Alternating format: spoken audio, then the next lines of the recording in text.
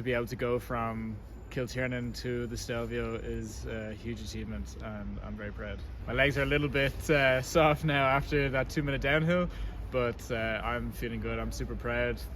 The goal for the downhill was just to try ski my best, give a good performance, and get down. It's a savage slope, so I'm proud to have made my debut on the Stelvio, and I'm looking forward to the next events, especially in the slalom. It's pretty exhilarating. The speed is super high. The pressure of the turns is awesome. So yeah, it's definitely a good test of my gym work this summer and all the training we've done so far. It's been a challenging road to get prepared for all 4 disciplines, but I'm really proud to say that I was able to perform on the Stelvio and bring it down. There wasn't so many competitors because of it's revered in ski racing. So yeah, I'm proud to have my name up there and be able to challenge that slope.